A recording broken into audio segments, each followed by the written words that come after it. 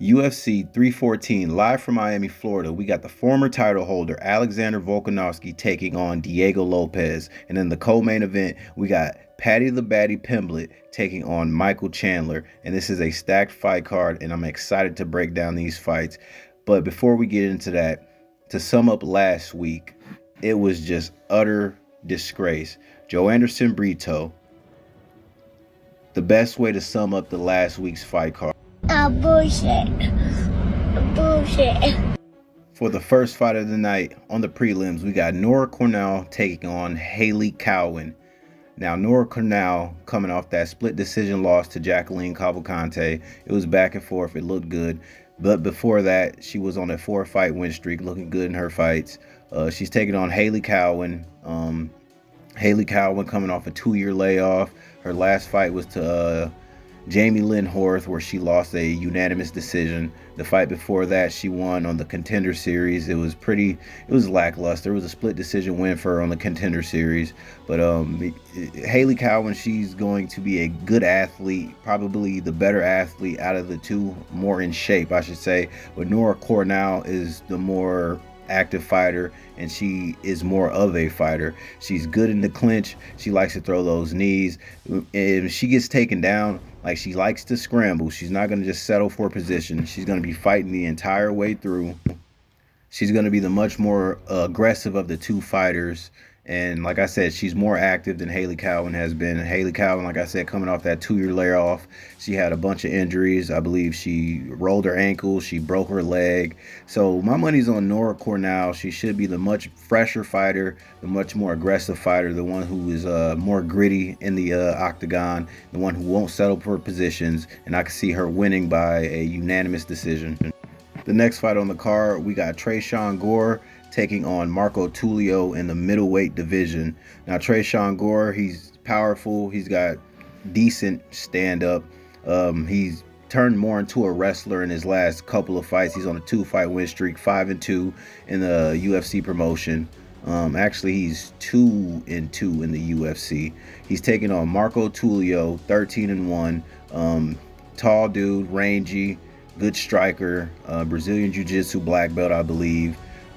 He's riding a nice, it's like a 5-fight win streak between the LFA and the UFC.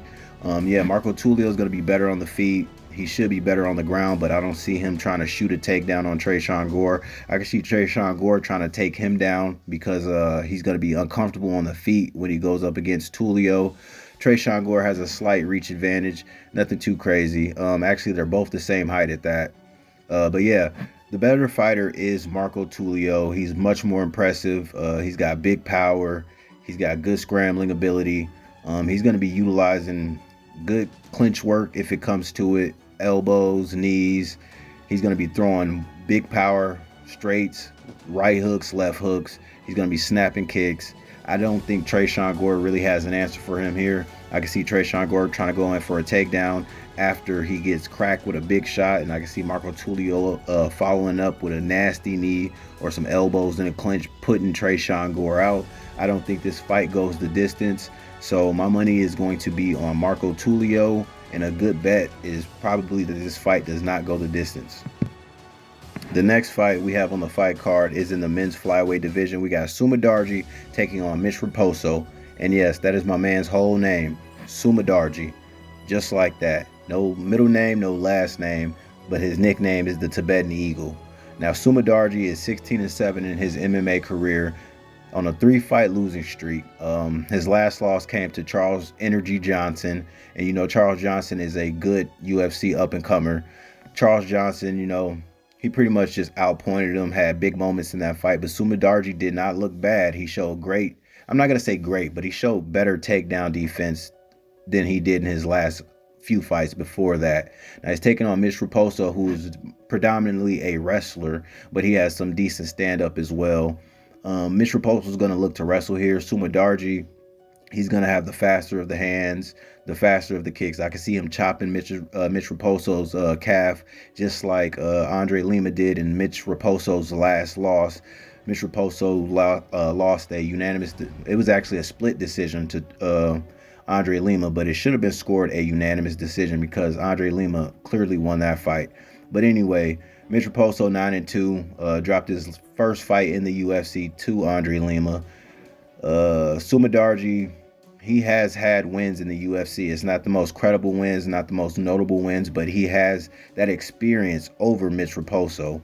Like I said, Mitch Raposo is going to try to wrestle here, but Sumadarji showed good takedown defense in his last fight against a really good decorated wrestler.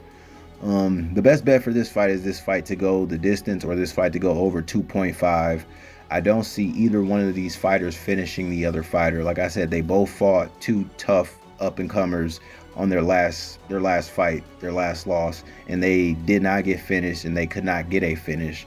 If I had to money line either one, I would probably money line Sumadarji just for the fact that he does have that UFC experience over Mitch Raposo, and he has wins in the UFC, and Mitch Raposo doesn't have any wins in the UFC at the moment, although he just started his UFC run. Experience does weigh a lot when it comes to mixed martial arts in the fight game, more predominantly MMA and UFC and PFL, all that good stuff. Like the person who has the most fights usually can grit things out because of the octagon experience. So like I said, the best bet is for this fight to go over 2.5 rounds. Let's not make it too hard. Let's not make it too complicated. The next fight on the card is in the men's middleweight division. We got Cedric Dumas taking on Michal Alejachuk. Now Cedric Dumas riding a one-fight win streak where he beat Dennis Tululin in a fight he was supposed to beat Dennis Tululin, but it was not the best performance. And that's the thing about Cedric Dumas. Like, he was supposed to come into the UFC and he's supposed to put on these exciting fights, and he has been everything but that. But I can't fault him. As a mixed martial artist myself, I know how it goes. You want to get the win. So that's really what Cedric Dumas has been trying to do. He has resorted from, being predominantly a striker to transitioning over to being a martial artist. He's utilizing his wrestling a lot more. Even though his wrestling is not the greatest, his takedowns are not the greatest, but he is trying to evolve his game, and we can't fault him for that. Now, Cedric Dumas, with a professional record of 10-2, coming off that win over Dennis Tululin. The fight before that, lost to TKO to Nursultan Ruzaboyev. Nursultan Ruzaboyev poked him in the eye. The referee didn't. I don't know how the referee didn't see it. I'm gonna just say that right now. I don't know how the referee didn't see it, but Cedric Dumas is, his kryptonite was him trying to stop the fight himself by protesting, like, oh, I just got poked in the eye, and Nursultan Ruzaboyev just jumping on him and pounding him out pretty much. Fight before that beat Abu Azaitar. Okay, whatever. And the fight before that was a unanimous decision win over Cody Brundage, where he did get cracked in that fight a couple of times. Now he's fighting Michal Alejachuk, and Michal Alejachuk, he is riding a 3-fight losing streak currently in the UFC. Let's just take a look at the 3 names that he lost to. He lost to Shara Magomedov, Shara Bullet. He's a up-and-comer in the UFC, ranked in the, I believe he's like top 15 at this moment. Submission loss to Kevin Holland, and a submission loss to Michel Pereira. These are all quality losses. They age well because all 3 of these fighters, they're actually doing something in the organization. And the fight before that, he knocked out Chidi Njokuani, another quality win right there, because Chidi Njokuani just coming off that big win a couple not a pay-per-view, but a couple UFC events ago. Michal Alejachuk has power. He's going to be the better stand-up fighter.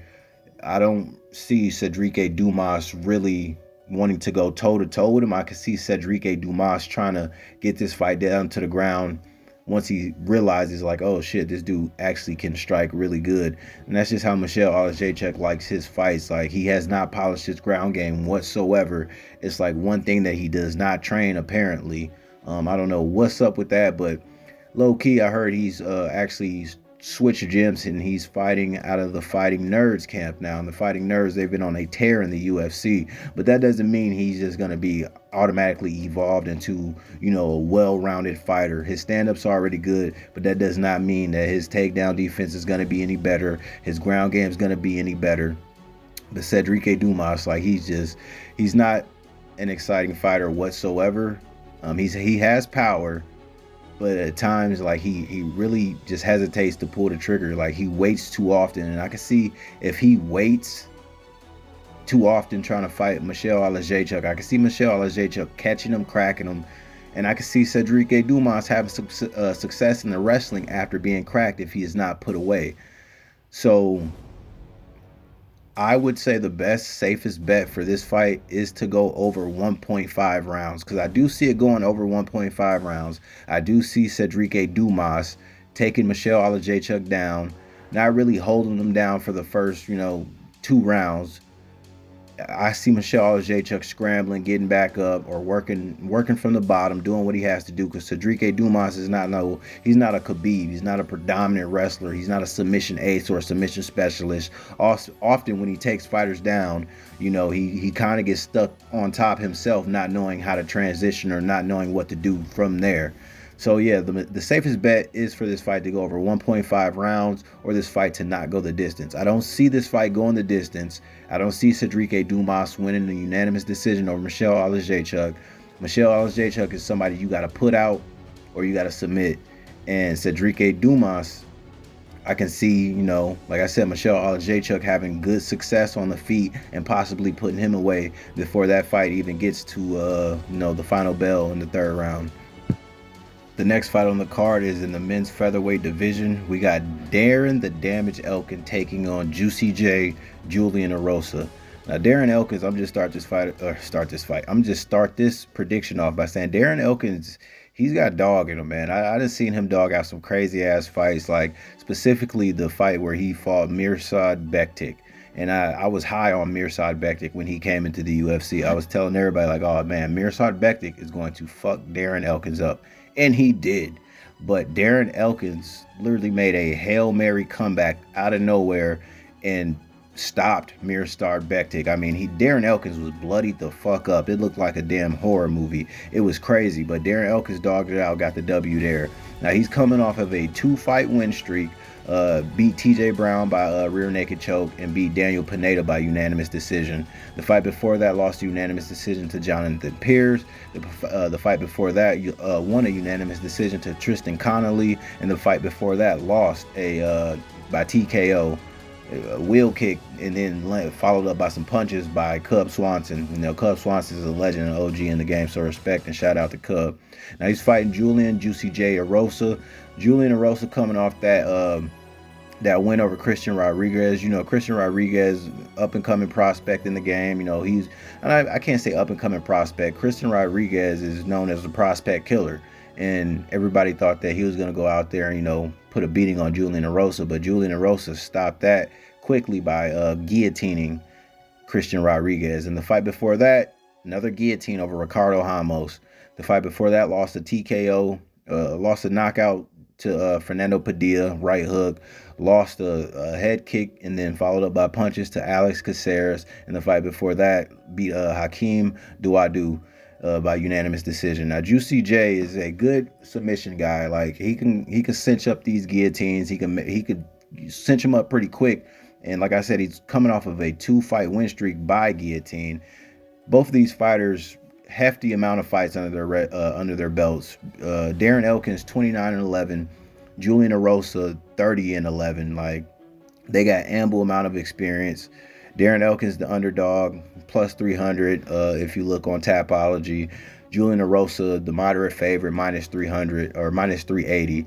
Now both of these fighters, like I said, they're good. Julian Erosa is just like inconsistent though. He's good but inconsistent good. Like 1 minute you're going to be like, oh yeah, he's got this fight in the bag, and then he's going to lose. And then you're going to be like, okay, well, he's going to lose again because that last fight looked shit, and then he ends up winning. So it's like both of these fighters really trading win-loss, but they're both riding a 2-fight win streak, whatever.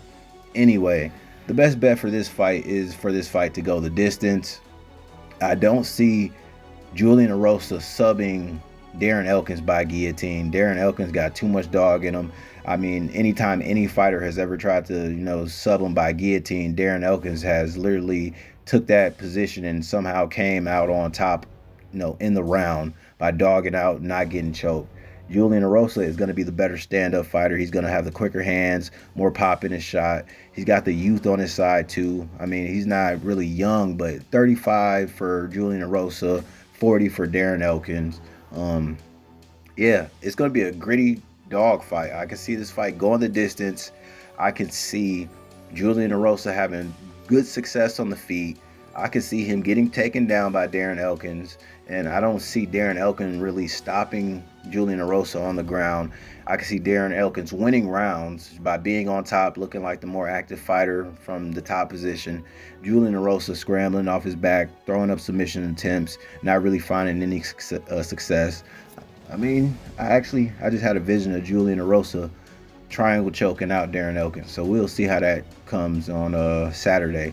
But like I said, the best bet for this fight is for this fight to go over 2.5 rounds. Going the distance may be a little bit of a stretch because there is a big upside for Julian Erosa to pull off a crazy submission. I don't see Darren Elkins pulling off submission. I don't see Darren Elkins, knocking Julian Erosa out. So best bet for this fight is for it to go over 2.5 rounds. Don't even go over the distance. Don't put this fight to go the distance because it might not go there, but it definitely should go over 2.5. The next fight on the card, we got Chase Hooper taking on old man Jim Miller. Now Chase Hooper is on a bit of a tear in the UFC, on a 4-fight win streak, and honestly he just has been looking better and better every single fight. His last fight was a submission win over Clay Guida. We all saw that coming. Not as quick as it happened. And his fight before that, where he was a huge underdog, he won over Vyacheslav Borachev, Slava Claus as they call him. Beat the fuck out of Slava Claus. Let's just be honest. Like, he pieced Slava Claus up. I mean, I had Slava Claus winning that fight on my parlay, and Slava Claus totally fucked up everybody's parlay that night because nobody was expecting Chase Hooper to go out there and outstrike a striker. On top of that, we knew Chase Hooper's ground game was okay, but he outstruck the striker, took him down, persisted to beat his ass, and then get a Darce choke. Like I said, Chase Hooper has been looking better and better every single fight. He's got a high potential in the UFC right now. He's really finding his own stride, finding his rhythm, and he's looking good while he does it. Now he's taking on Jim Miller. Jim Miller is an AG veteran of 41 years old, 38-18. I mean, who the fuck hasn't Jim Miller fought in the UFC at this point? His last win coming by a guillotine choke over Damon Jackson. I mean, Damon Jackson is another very inconsistent fighter who's good sometimes and then he's just complete shit. The fight before that lost a unanimous decision to Bobby Green, where Bobby Green literally pieced him up the entire time. I remember that fight, and Bobby Green was just literally just teeing off on him, making it look bad. I mean, I believe the ref could have stepped in at a few points because there was really not much anything Jim Miller could do or get going in that fight. So I'm not going to make this prediction a long breakdown, man. Chase Hooper's the pick. He's probably the heaviest favorite on the card. He's going to have a stand-up advantage. That's crazy to even fucking say. It's crazy even hearing me say these words. Chase Hooper's going to have a advantage in the striking. Ground game, we already knew he was versed in that. Jim Miller's no slouch on the ground either, though. Jim Miller, he's got plenty of submission wins in the UFC. But Father Time has caught up to him.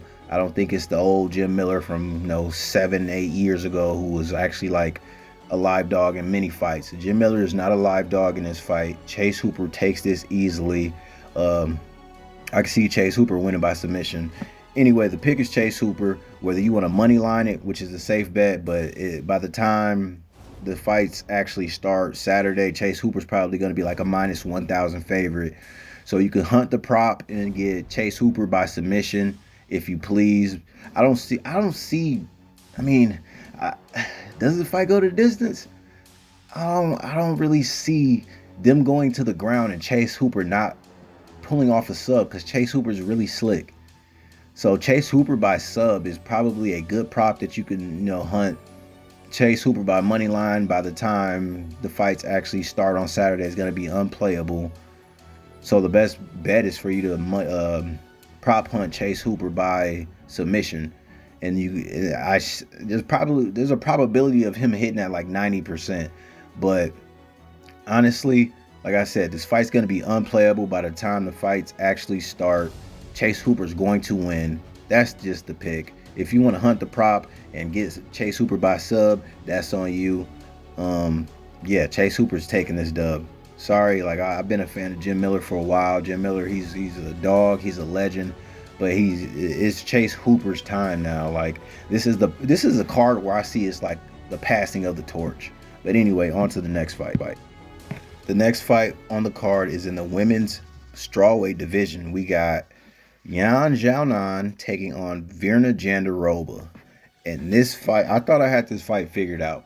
You know what I'm saying? I'm just going to tell you right now. I picked Virna Jandiroba on, I have Vera Jandiroba on like at least three betting slips. But after rewatching the Yan Xiaonan versus Zhang Weili fight, man, Yan Xiaonan is fucking good. Like, she doesn't accept positions on the bottom if she gets taken down. She got taken down in that fight with Zhang Weili like 6 or 7 times, and she was scrambling the entire time. Like, she don't just sit there. She does get stuck though. Like, she'll get stuck on the bottom, but she'll always keep working for like a reversal, try to get back to her feet. Like, she'll try to make something happen, and her hands are. Damn, this is a Yan Xiaonan glaze right now. Her hands are fucking decent. I mean, she dropped Zhang Weili like 3 or 4 times in that fight just by hitting her with a straight right. Like, Yan Xiaonan can fight. Like, she's got incredible fucking hands. Like, it's not a joke. It's not a game. She has probably some of the best striking in the fucking strawweight division. She's taking on Virna Jandiroba. Now, Virna Jandiroba is a good fucking grappler. Like, and Virna Jandiroba has good 1-2s as well. Like, I rewatched her versus Mackenzie Dern, and she had a lot of good moments where, you know, that 1-2 was clean as fuck. But I don't see her outstriking Yan Xiaonan whatsoever in this fight. I see her having some slight success, you know, throwing a 1-2 or a looping right, and, you know, going in for the takedown, because that's going to be her best bet. She's gonna have to get Yan Xiaonan down to the ground, because she's not gonna win a stand-up battle with Yan Xiaonan. And hopefully her fucking camp knows that. Hopefully her camp has been training like, look, you got to go in there and you got to take her down, because this girl's a demon on the feet. Like, she know what she's doing. She's a cold piece. If Virna Jandiroba can take Yan Xiaonan down, I can see her controlling Yan Xiaonan and getting a sub off, because she is a Brazilian Jiu-Jitsu ace. I mean, her last fight, she took on Amanda Lemos. Amanda Lemos is a good, powerful striker as well. Maybe not as decorated as Yan Xiaonan, but she hits just as hard as Yan Xiaonan. And Virna Jandiroba took her down and subbed her up. Fight before that beat Lupita Godinez. You know, Lupita Godinez is cold. I'm a big fan of Lupita Godinez. Lupita Godinez has good wrestling. I call her Poopy Loopy now, because her last fight, in between rounds, her corner was, you know, coaching her, and she said, "Man, I gotta poop." So that's Poopy Loopy now in my book. But big shout outs to Lupita Godinez. I'm a big fan. Love your style. Love what you do. Good wrestling, good grit. Anyways, Virna Jandiroba beat her by unanimous decision. The fight before that beat Marina Rodriguez by unanimous decision. The fight before that beat Angela the Gatekeeper Hill by unanimous decision. And then she lost the fight 3 years ago to Amanda Ribas. Virna Jandiroba, like I said, she's got to get this fight down to the ground. Hopefully they've been doing their due diligence and studying the fight tape, and they saw the success that Zhang Weili had on the ground against Yan Xiaonan, because really that's the majority of the success that Zhang Weili had. It was by taking her down, because on the feet, I mean, the clear advantage was going to Yan Xiaonan, and that was crazy. I was watching that fight live, and I'm like, oh my God, man, you got to take her down and control her, because you about to burn my money. And I'm a big Zhang Weili fan too, so I was hoping Zhang Weili won regardless of any of the bets that I put down. I'm a big believer in Zhang Weili, and it's the same thing where I saw that Zhang Weili displayed good takedowns in that Yan Xiaonan fight.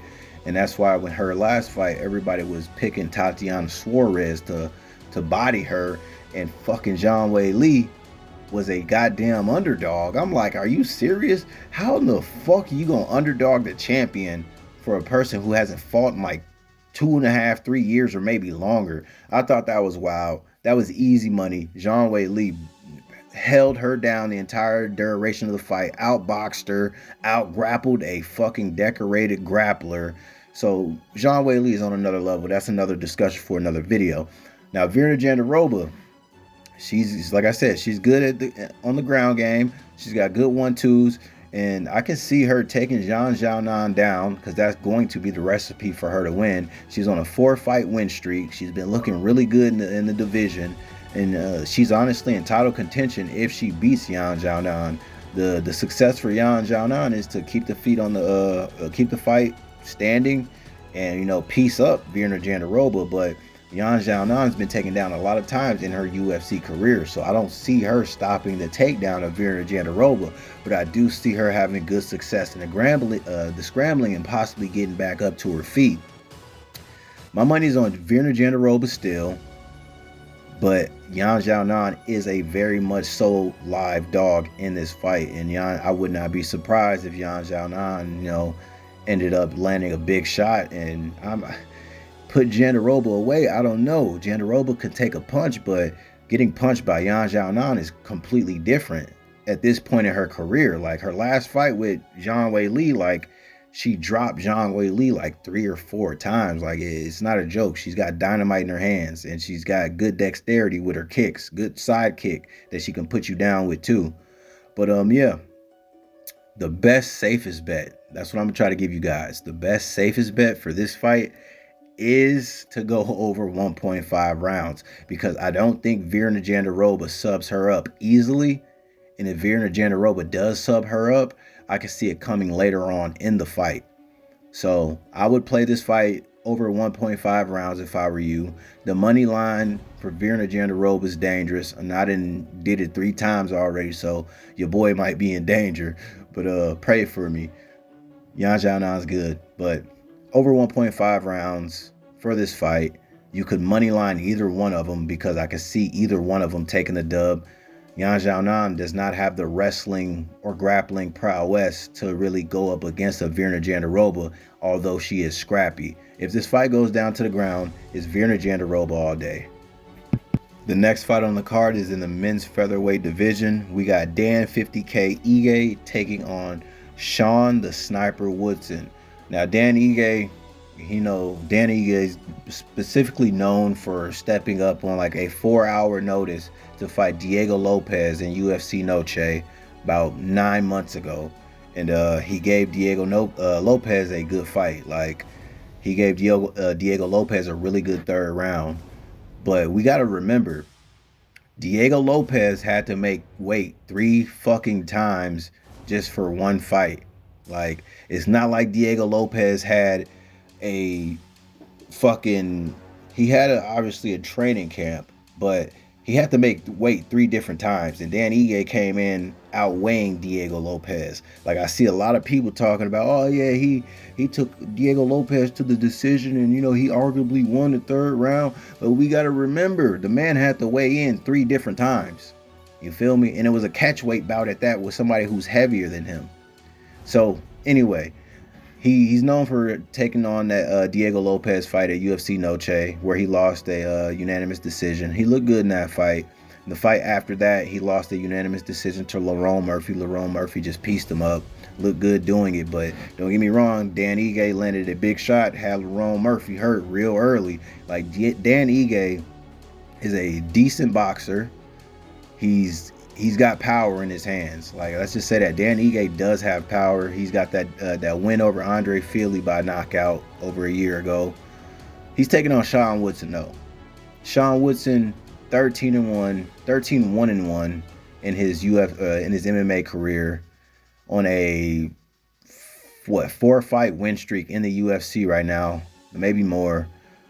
Beat Dennis Buzukja, beat Charles Jourdain, beat Alex Caceres, and beat Fernando Padilla his last fight 3 months ago by knockout. And everybody was kind of iffy because, Fernando Padilla was supposed to be, good on the striking just like Woodson, and Woodson put a stop to all of that shit.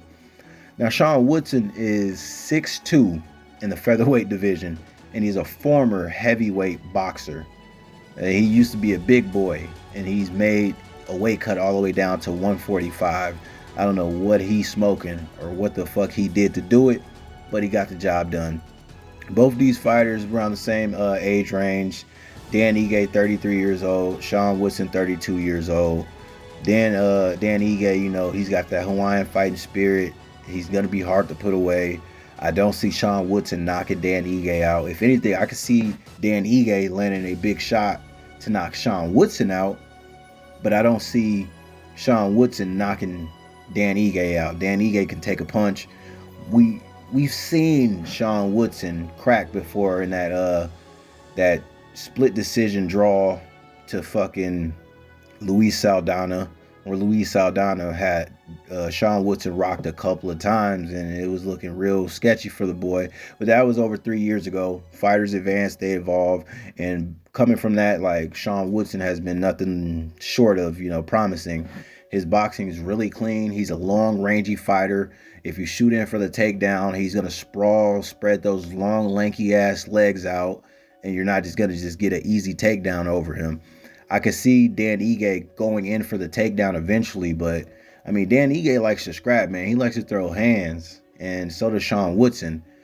This fight, the best bet is for this fight to go the distance. I don't see either fighter putting each other out. I don't see Dan Ige really having a huge success in the grappling department over a fighter who's 6'2", long as hell, and is going to have a pretty solid base. And I don't see Sean Woodson, knocking Dan Ige out. Sean Woodson could go down. He could go in for the takedown. Probably he might get a few himself or a couple himself. But I see Dan Ige popping right back up, not settling for position. Sean Woodson's gonna have the much better striking. Let's just keep it a buck right now. Sean Woodson's gonna be the much cleaner fighter on the feet. So Dan Ige is going to have to get in close, and he's gonna have to land one hell of a motherfucking hook, one hell of a overhand right, because him playing the range game with Sean Woodson ain't gonna happen. You ain't gonna see Dan Ige throwing 1-2s with Sean Woodson. You're gonna see Dan Ige throwing right hook, left hook. He might pop that jab out there, but he's not going to be throwing those straight rights because Sean Woodson is just too tall, too rangy for that. So the best bet for me is this fight to go the distance, and I do favor Sean Woodson here. He's 13-1. I'm not going to say much more active because Dan Ige, that's 50K Ige. He fight anybody, anytime, any place. Don't matter. Like he's very active, but Sean Woodson is looking like the better of the two fighters. Sean Woodson's going to be the pick. The best bet is for this fight to go the distance or over 2.5 rounds. The next fight on the card is in the men's light heavyweight division. We got Nikita Krylov taking on Dominic Reyes. Now, Nikita Krylov coming off of it's been a 2-year, his last fight was 2 years ago where he submission choked Ryan Spann in the first round. Now, we got to remember Nikita Krylov living on that Russian and Ukrainian border. So his region is heavily impacted by war. So, let's just pray for, his living situation. Pray, that him and his family, they're safe and they're doing what they got to do, because I can only imagine how much of an impact that would have on a fighter and his career. That's a lot to juggle when you're, countries at war with another country that you are, on the border of. But I believe he claims Russia, but lives on that Ukrainian border. But we not into the politics like that. I just hope the man's okay, and I hope his family okay. With that being said, Nikita Krylov is a fucking dog. Nikita Krylov is cold. Coming off that win over Ryan Spann submission via arm triangle. Coming off a unanimous decision win over Volkan Oezdemir. And Volkan Oezdemir hits hard as fuck. So we know, to dog out a unanimous decision win over Volkan Oezdemir, you got to be doing something right. And then he came off that win over Alexander Gustafsson, where he pretty much put Alexander Gustafsson away, put his dick in the dirt. We know Alexander Gustafsson is not the same Alexander Gustafsson that we saw fight John Jones, obviously. But it is what it is. The fight before that lost to a triangle to Paul Craig. Paul Craig is a good submission ace. Like, you go to ground with Paul Craig, it don't matter how good of a grappler you are. And Nikita Krylov is a good grappler, a really good grappler. But Paul Craig is a fucking jiu-jitsu ace. Like, and that's the thing about Paul Craig. Like, he ain't got the best record in the UFC, but he's beat some of the best fucking fighters. Like, he beat Magomed Ankalaev when they went down to the ground. So that's not a loss that's like, oh wow, he lost to Craig. Craig's terrible. He went down to the ground and he paid for his mistakes. The fight before that lost a unanimous decision win over Magomed Ankalaev, where he beat Magomed Ankalaev in the first round, 10-9'd him. In the second round, it was pretty even until Magomed Ankalaev landed the takedown. And the third round, it was pretty much of the same. But Nikita Krylov looked really good in that fight. Can't take nothing away from him. He's fighting Dominic Reyes. By the way, Nikita Krylov, 30-9 in his MMA career. Hella fights.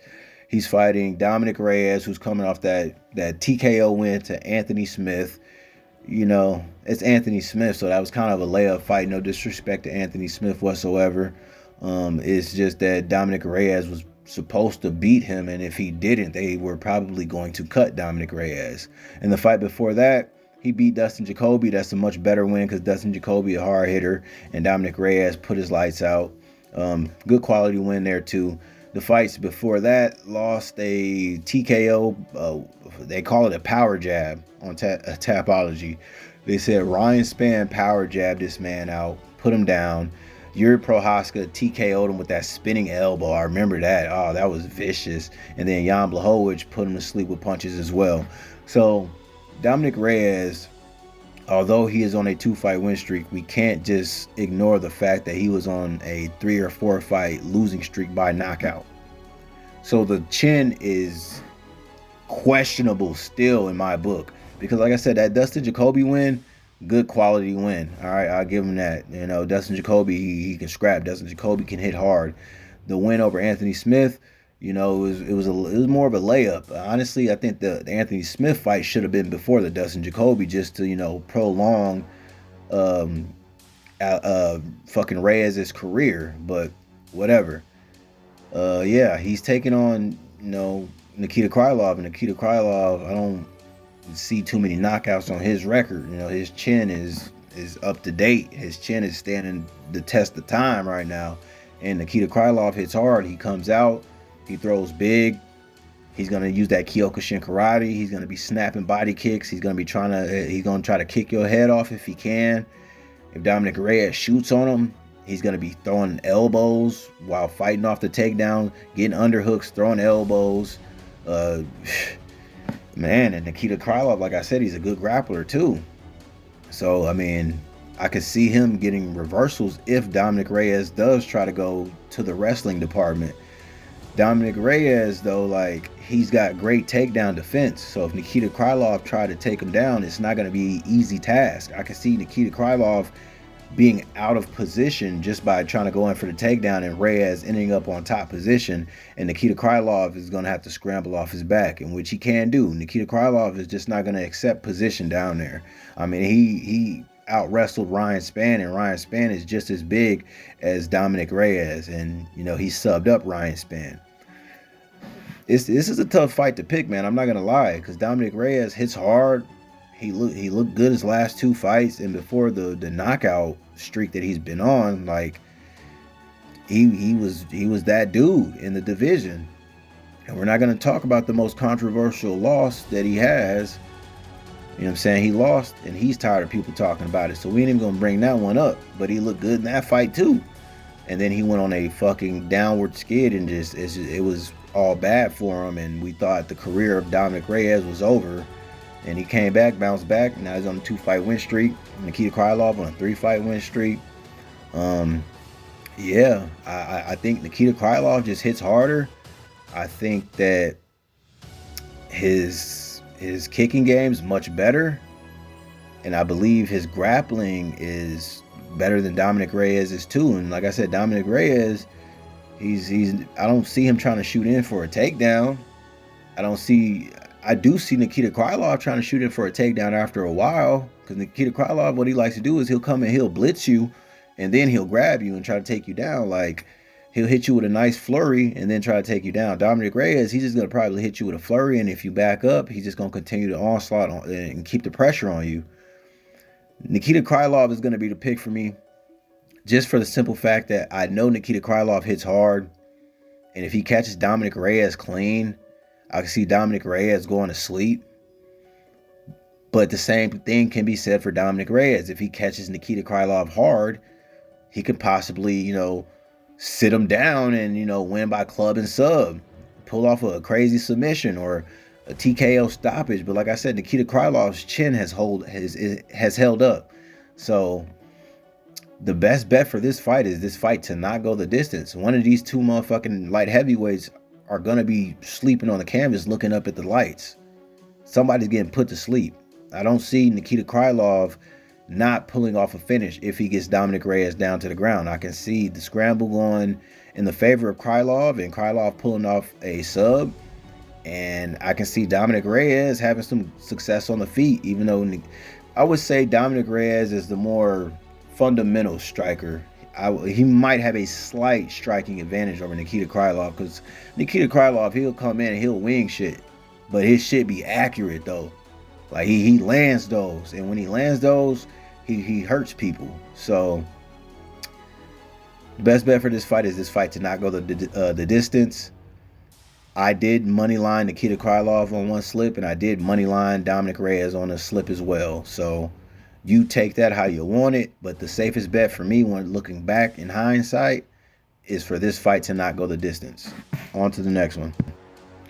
The next fight on the card, in the main card opener in the featherweight division, we got Yair Rodriguez taking on Patricio Pitbull. And this is going to be a really fun fight to just sit back and watch. Trust me when I say this. Now, Yair Rodriguez, 2-fight losing streak, 19-5 in his MMA career, fighting a tough, gritty Patricio Pitbull, making his UFC debut. The former 3-time featherweight champion in Bellator and the former 2-time lightweight champion in Bellator. I mean, Patricio Pitbull has fought a lot of good competition throughout his mixed martial arts career. He's 37, but I still think he's got a ton of grit in him, a ton of dog in him, and I can see him, possibly dogging this shit out. Now, he's taking on Yair Rodriguez. Yair Rodriguez coming off 2 losses. His loss to Brian Ortega by arm triangle, and his loss to Alexander Volkanovski, where he pretty much just got grounded and pounded out. Volkanovski did his damn thing in that fight, and that fight was where I believe it was a fight for the title that was vacant, because Alexander Volkanovski had went up to fight Islam Makhachev, and Islam Makhachev put him out. So he returned to his division, and Yair Rodriguez, he beat Josh Emmett for the interim featherweight title, and then he lost immediately to Alexander Volkanovski. Come back, fight Brian Ortega, lost to Brian Ortega. Yair Rodriguez has good striking, very good dexterity in his legs. I believe he's got like a Taekwondo background, snapping kicks, spinning kicks, flashy kicks. He likes to throw a looping overhand right after he throws a kick. He had that nice knockout win over the Korean zombie Chan Sung Jung, where he was losing that fight, and he throws a duck under Hail Mary elbow, catches Korean zombie clean on the chin, puts his lights out. That knockout's going to go down in the MMA archive for the greatest knockouts in time. Like I said, Yair Rodriguez, good stand-up fighter when he's moving forward. Not the best when you got him against the cage, and when he's not the best when you're walking him down. And his grappling is one of his biggest weaknesses. He has a clear hole in that department, because for the first minute, not even the first minute, for the first round, he can look good fighting off the takedowns, but later on in the fight, the takedowns just come a lot easier and easier. And he's taking on Patricio Pitbull, who honestly is very, he's a complete fighter. Let's just say that. Pitbull can strike with you. Pitbull can submit you. Pitbull can out-grapple you. He can out-wrestle you. And honestly, that's the way I see this fight going. Now, when this fight was first announced, me being a UFC avid watcher more so than I did with Bellator, I'm like, oh yeah, Yair Rodriguez wins this. And then I just had to do my fight tape study, do my due diligence, do my research. And Pitbull is in every fucking fight. Like, you cannot count Pitbull out. I mean, Pitbull, like, beat AJ McKee. AJ McKee, in my opinion, AJ McKee would dog walk Yair Rodriguez. And if AJ McKee made it into the UFC, that's just my personal opinion. Take it how you want it. AJ McKee wins that fight 10 times out of 10 in my book. Beat Adam Borich, beat Michael Chandler, beat Jeremy Kennedy. And if you watched the PFL's event last week, you saw how good Jeremy Kennedy looked against that, you know what I'm saying, that Russian dude who's like, what, 19-1 or something like that. The dude's insane. Like, he's supposed to be like the best in the division. And Jeremy Kennedy damn near beat him. Like, it was a split decision loss. And Jeremy Kennedy honestly could have won that fight. Like, that fight could have went either way, and you would have had to be satisfied with the results, because Jeremy Kennedy put on one hell of a fight. And Pitbull is coming off a win over Jeremy Kennedy by TKO. So, I mean, Pitbull just finds ways to win rounds. In my opinion, if Pitbull comes in here like, I'm trying to be a staple in the featherweight division, work my way up to the title, he's going to win this fight. But if he comes in here with that low IQ Michael Chandler shit, where he wants to put on exciting fights, Yair Rodriguez will probably knock him out. I see Yair Rodriguez throwing a kick, Pitbull catching it, Pitbull taking him down and controlling Yair Rodriguez. I just see it clear as day. Yair's good, don't get me wrong, but his biggest weakness is the grappling department. And Pitbull is actually good at grappling. He's actually good at jiu-jitsu, plenty of submission wins, and he's a knockout specialist too. So, I mean, I'm not just going to sit here and glaze Pitbull like that. The fight before he beat Jeremy Kennedy by TKO, he lost in Rising to a, what's dude's name? Chihiro Suzuki. Put him to sleep, knocked him out. The fight before that, lost a unanimous decision to Sergio Pettis, where he cut a shit ton of weight though, you know. That fight was down at 135, and Pitbull, he usually fights at 155 and 145, so he drained himself to make that weight. So we gonna call a spade a spade. It was what it was. I just believe that Pitbull is the more complete fighter here. Yair Rodriguez's path to success is to just knock Pitbull out. Pitbull has been knocked out before. But I think Pitbull on his UFC debut is going to come in here with a smart game plan for a Yair Rodriguez. He knows he got to get this fight down to the ground. And he will get this fight down to the ground if he wishes to. So my money's on Pitbull. He's a live underdog. At the moment, he's a plus 165 underdog, with Yair Rodriguez being the favorite. I think Yair Rodriguez gets out-grappled here. I think Yair Rodriguez gets controlled here. And I think Pitbull comes with a nice, UFC debut victory over a top 5 opponent. On to the next one. The next fight we have is in the men's featherweight division. We got Bryce Mitchell taking on Jean Silva. Now, I'm going to try to make these last few fights go by pretty quick, because I have been talking for damn near an hour now. And yeah, I mean, I'm already knee deep in this shit. I might as well just keep going. But nah, we're going to speed through the last 3. Give me John Silva. This fight has a lot of hype behind it. It's a fight that many people want to see, just due to the built-up controversy behind it. To sum it up, Bryce Mitchell makes a crazy, outlandish statement about supporting a person who committed genocide. If you know, you know who that person is. We'll just call him Shitler. He said that he go fishing with him, and he wasn't that bad of a dude, and we all got it confused because of propaganda and his story, where the victor tells the tale. And he's not wrong about his story part, okay? Like, let's get that clear. His story is usually dictated by the victor. All right, let me shut the fuck up and get to the pick. John Silva's going to be the pick. John Silva called him out. Didn't like what he said about, the person he said he go fishing with and wasn't that bad of a dude. That person, we know who it is. So John Silva coming off of a tear, 15-2 in his MMA career. Bryce Mitchell, 17-2 in his MMA career. John Silva's on a 5-fight knockout streak, looking good, looking better and better every single win. Every fight that he has in the UFC is, doesn't make it to the final bell. He knocks everybody the fuck out. Good quality opponent for Bryce Mitchell. Bryce Mitchell's only 2 losses coming to Josh Emmett and Ilia Topuria. Josh Emmett seized him up, knocked him out. That knockout's going to go down in history as one of the most craziest knockouts ever. And then the knockout loss, or it was a TKO loss to Ilia Topuria. Ilia Topuria just, Ilia Topuria actually subbed him up by arm triangle, but Ilia Topuria was beating his ass though the entire time. He did have success in the grappling. Took Ilia Topuria down a couple of times, but Ilia Topuria got back to his feet and reversed Bryce Mitchell.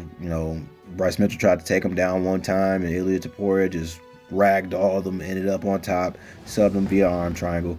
Bryce Mitchell does have a chance here to sub John Silva, but I don't think it's going to happen. I think John Silva's going to put his lights out.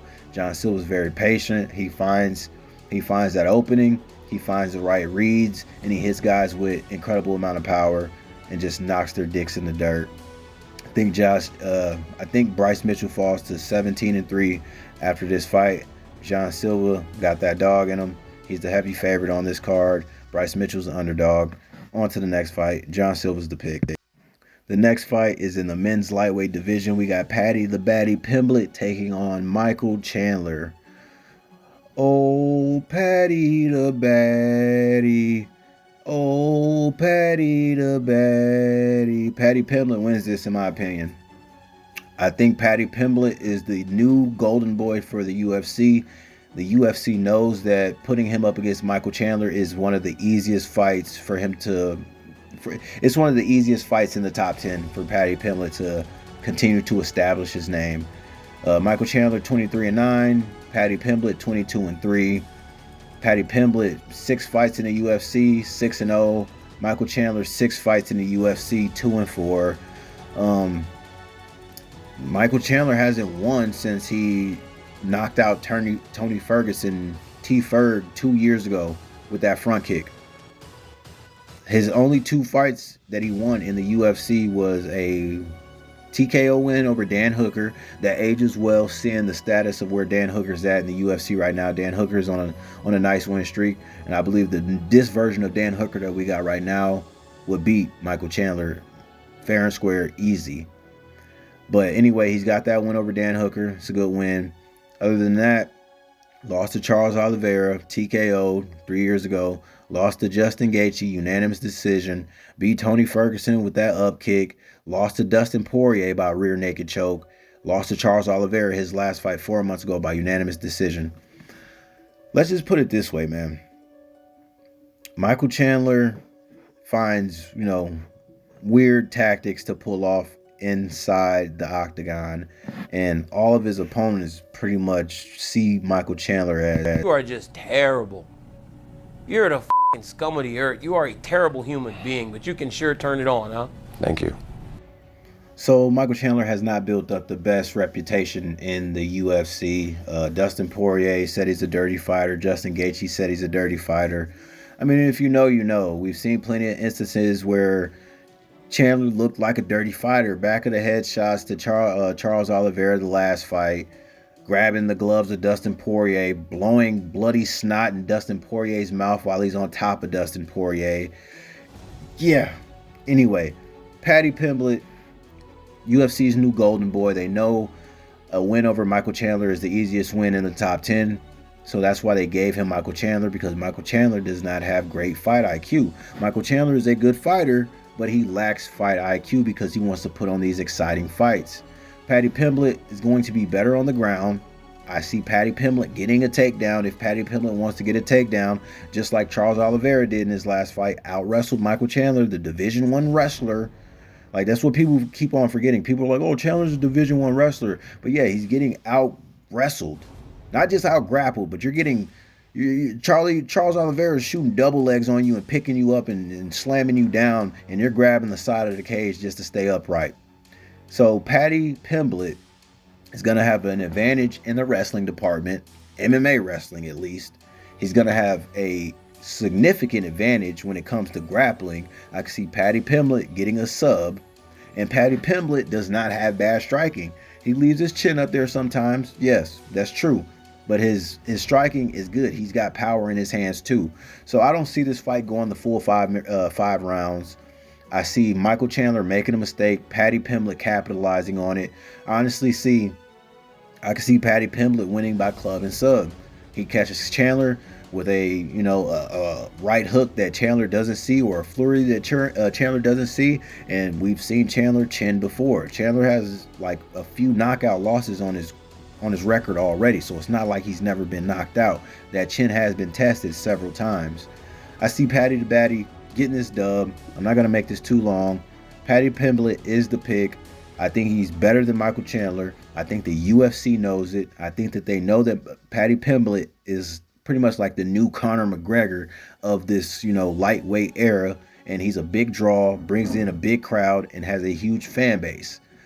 Paddy Pimblett gets it done, man. He's a much better fighter. He looks cleaner, and out of the two fighters, who are both 6 fights deep in the UFC, Paddy Pimblett ain't got no losses. Chandler has fought the better of the competition, yes, but he has also lost.